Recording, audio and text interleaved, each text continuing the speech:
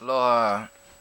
Um, Today, I had a few things that I wanted to speak on regarding starting from the Supreme Court and work my way out. How much can I get in 15 minutes? Starting from the Supreme Court and how the Supreme Court itself is a fallacy. It's a word magic.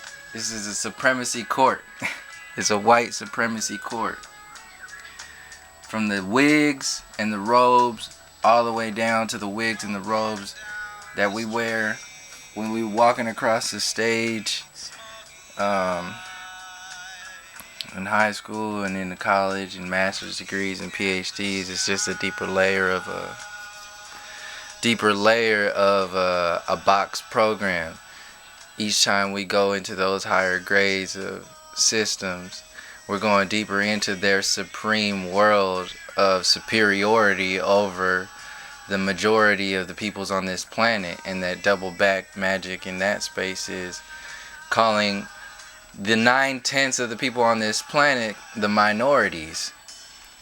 That right there is the mind, is like a mind root that is the beginnings of institutionalization on a collective scale, just like the Supreme Court is, and the United Nations involving all this, like all these rules and lines and all this stuff that gets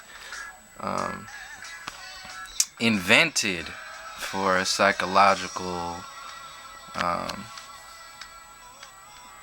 focus of some sort.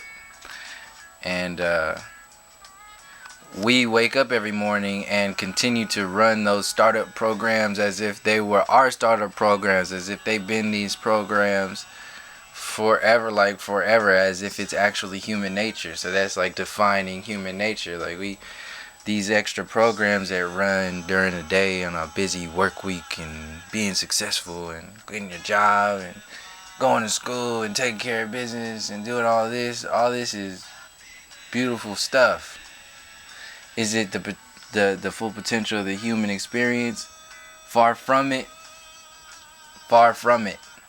And all these fallacy books that get put out there by institutions like the Reader's Digest and other groups of individuals that have been around for a long time and been playing with these frequencies, these styles of manipulation for centuries. We convince ourselves that things are different and that we are different when we're in different places. Why, like, the magic gets so great around the world through television and radio back in the day that America is great, or United States of America, and is great, and everybody, that's where the whole atmosphere of the whole atmosphere of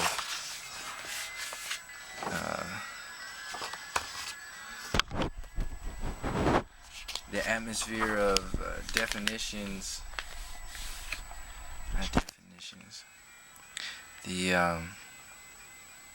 the song's ending, so there. Yeah. So this book is another one laying around. I guess my mom had a Reader's Digest. She must have had a Reader's Digest subscription and just spent her money on books, and they just stacked up. And we used to flip through them, but stuff like this is why I picked up this big book. I was gonna start singing the song. I read this introduction, and you can see it just basically talks about a piece of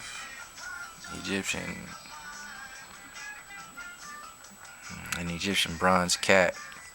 According to them, turned out to be fake and etc.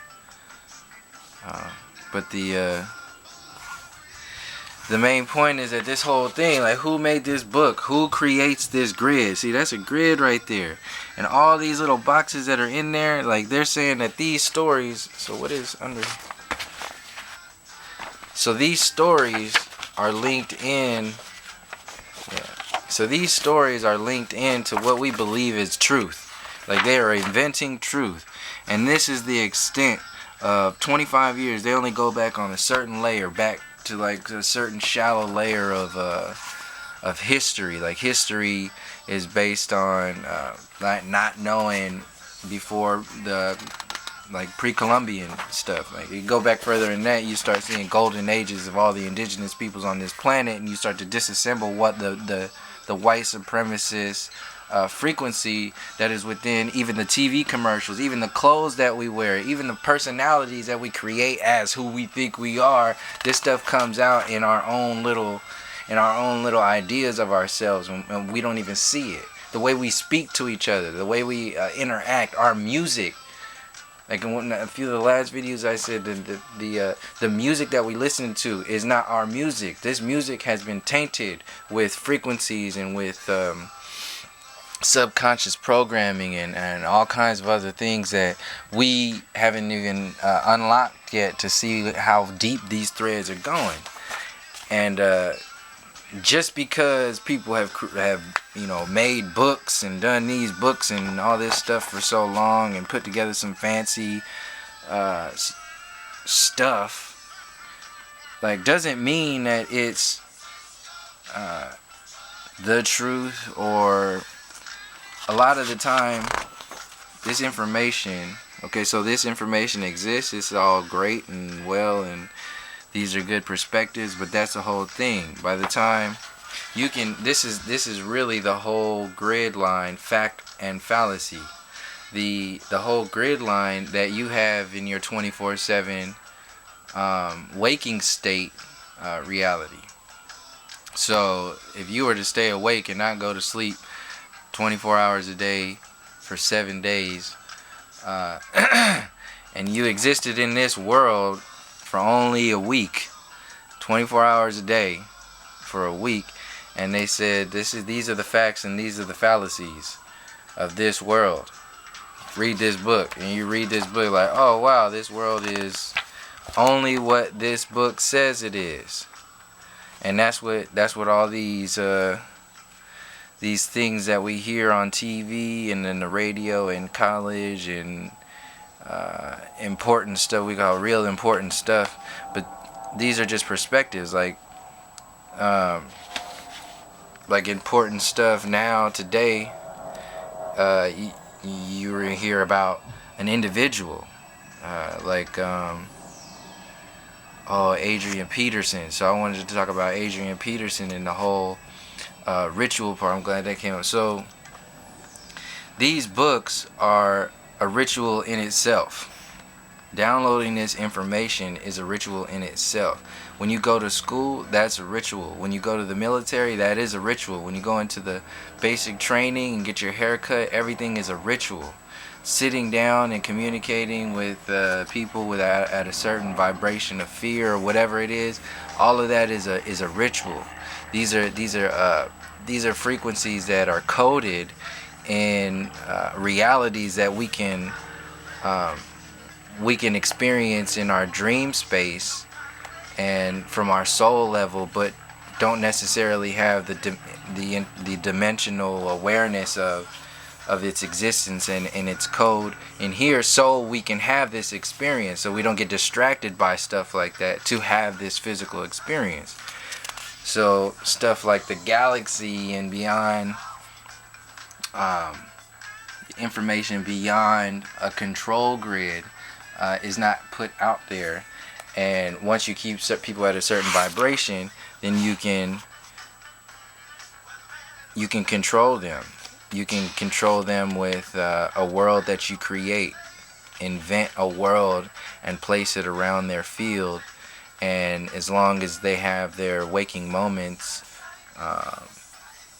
Yeah, it's out of sight. As long as everything else, the rest of the universe, the rest of the galaxy is out of sight, then you won't even be able to unlock the magic within that space. So that's the big program being played right now. That's being played down. That is the collective space between um, individuals on this planet. So all the occult information, the occult ritual stuff that's here. See, I wasn't even really paying attention to what I was flipping to, but these rituals, this is exactly what I wanted to flip to, because the down to the gladiator games of Adrian Peterson and uh, all the all the heavy duty, like Michael Jordan's number 23, so 2 3's 33. They got the Bulls, Chicago Bulls. You got him doing Space Jam with Michael Jackson. You got the bull symbolism and the Saturn symbolism and the extraterrestrial or alien, whatever. All these words have codes. They have actual meanings that represent certain stuff. So when it gets like mixed up, then that's when we can get lost in the sauce. So these number games that get played right in front of our face, that's why ESPN is so big, because these are number games that get flashed over and over again. These are ritual codings that are flashed over and over again, and mixed in with the commercials, which is a deeper layer of threading, because even down to the food commercials. The food commercials are layered in to your lower chakra. So everything that you see around you in your space is linked into your lower chakra field. The upper chakra field is shut down and